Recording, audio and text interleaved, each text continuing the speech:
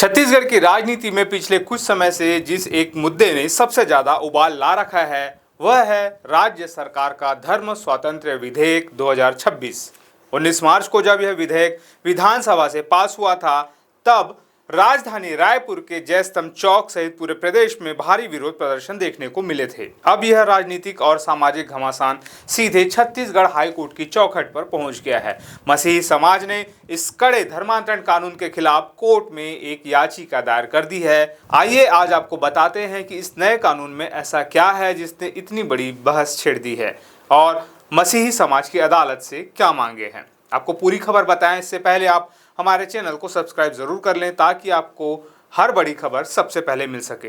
नमस्कार, मैं हूं चंद्रशेखर और आप देख रहे हैं नव प्रदेश टीवी। दरअसल राज्य सरकार द्वारा लाए गए इस नए कानून में धर्मांतरण को लेकर बेहद सख्त सजा का प्रावधान किया गया है।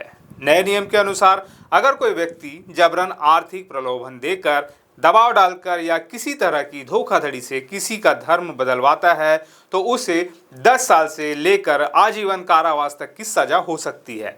इसके अलावा अगर कोई संगठन बड़े स्तर पर धर्मांतरण कराता है तो उसके लिए और भी कठोर दंड तय किए गए हैं। सरकार का साफ कहना है कि यह कानून लोगों को अपनी मर्जी से धर्म मानने से नहीं रोकता, बल्कि सिर्फ उन गैर कानूनी और छल कपट वाले तरीकों पर लगाम कसने के लिए लाया गया है जिनका इस्तेमाल भोले भाले लोगों को बरगलाने के लिए होता है। हालांकि मसीही समाज इस तर्क से बिल्कुल सहमत नहीं है। मसीही समाज के प्रतिनिधि क्रिस्टोफर पॉल ने हाई कोर्ट में जो याचिका दायर की है उसमें सीधे तौर पर संविधान के बुनियादी अधिकारों का हवाला दिया गया है। याचिका में तर्क दिया गया है कि यह कानून भारतीय संविधान के अनुच्छेद 25 के तहत मिले धर्म स्वतंत्रता के मौलिक अधिकार का खुला उल्लंघन है। क्रिस्टोफर पॉल और मसीही समाज का सबसे बड़ा ऐतराज इस कानून में सजा के प्रावधानों और उसकी अस्पष्ट शब्दावली को लेकर है। उनका कहना है कि अवैध धर्मांतरण के नाम पर आजीवन कारावास जैसी सजा का प्रावधान करना पूरी तरह से असंवैधानिक है। याचिका में यह चिंता जताई गई है कि कानून की परिभाषाएं इतनी अस्पष्ट है कि पुलिस और स्थानीय प्रशासन इसका मनमाना इस्तेमाल कर सकते हैं। मसीही समाज को डर है कि राज्य सरकार इस अधिनियम को एक हथियार के रूप में इस्तेमाल कर अल्पसंख्यक समुदायों को टारगेट कर सकती है और उन्हें प्रताड़ित कर सकती है।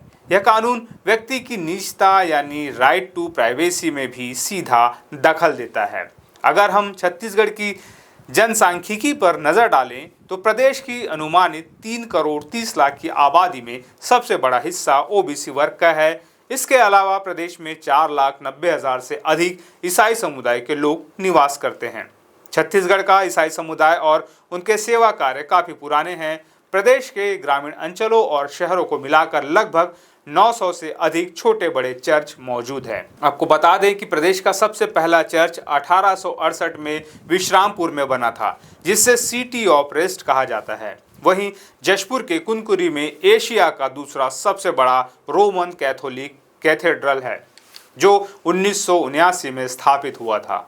यहाँ कई राज्यों से लोग प्रार्थना के लिए आते हैं। मसीही समाज का मानना है कि इस नए कानून से उनके धार्मिक कार्यक्रमों और सेवा कार्यों पर भी बेवजह शक की नज़र रखी जाएगी और उन्हें परेशान किया जा सकता है। फिलहाल यह मामला हाई कोर्ट पहुंच चुका है, लेकिन अदालत ने अभी तक सुनवाई के लिए कोई तारीख तय नहीं की है। अब देखना यह होगा कि हाई कोर्ट इस याचिका को किस तरह से लेता है और क्या राज्य सरकार के इस बहुचर्चित कानून पर कोई रोक लगती है या नहीं।